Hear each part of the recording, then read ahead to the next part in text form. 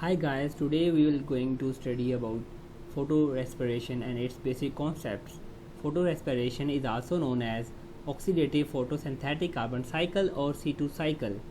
C2 cycle means it will form a 2 carbon compound in its initial reaction. That is why it is known as C2 cycle. Photorespiration, as the name tells, photo means this process will be driven by light, and respiration means it will consume oxygen and it will release carbon dioxide. Photorespiration, it is a costly side reaction, mean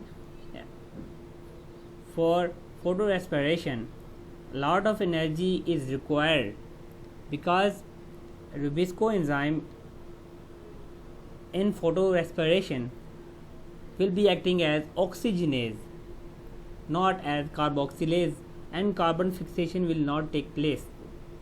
Photorespiration results from the Rubisco's oxygenase activity, and the fact that Rubisco can act as carboxylase as well as oxygenase because Rubisco enzyme is specific for both carbon dioxide and oxygen, but it depends upon the ratio of oxygen and carbon dioxide that decide that whether Rubisco will bind to carbon dioxide or oxygen.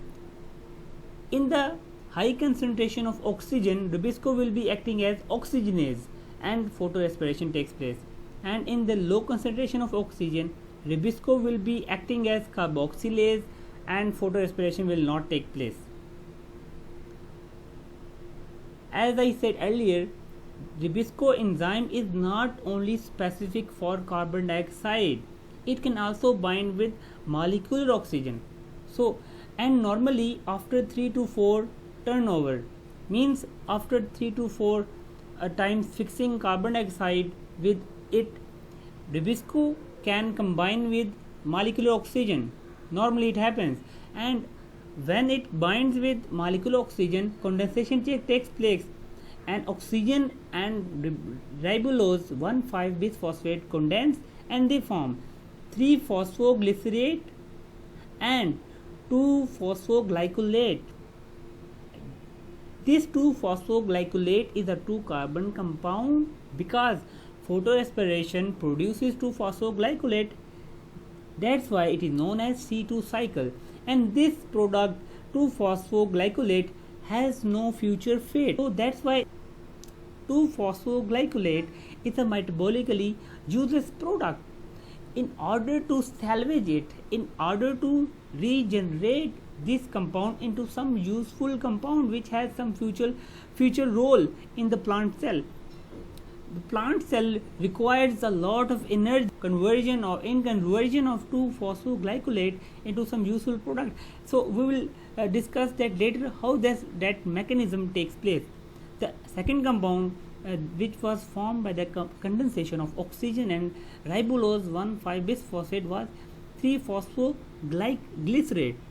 This compound has many fates. It can also be used in the 2-phosphoglycolate is not a metabolically useful product. So, and photorespiration, this reaction with oxygen results in no fixation of carbon dioxide. As I said,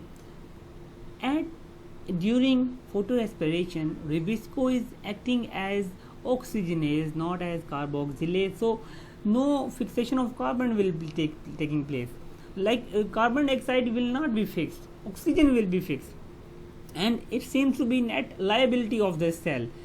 And the last point, this salvaging the carbons from 2-phosphoglycolate consumes significant amount of cellular energy and releases some previously fixed carbon dioxide. As I said earlier, a lot of energy is required to convert 2-phosphoglycolate into some useful product.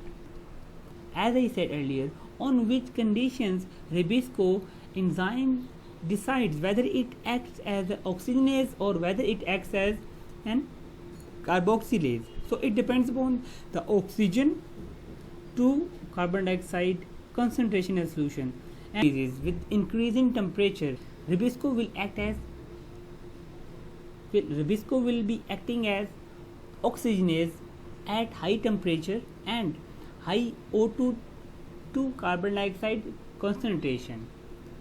So the second point, in addition, the affinity of Rubisco for carbon dioxide decreases with increasing temperature, exacerbating its tendency to catalyze the wasteful oxygenase reaction. And as carbon dioxide is consumed in the assimilation reactions, the ratio of O2 to carbon dioxide in the air spaces of leaf increases, further favoring the oxygenase reaction. As carbon dioxide is assimilated in the assimilation reaction side by side, due to high concentration of oxygen, Rubisco will prefer and it will bind with great affinity to oxygen, and it will be acting as oxygenase, and photorespiration will take place.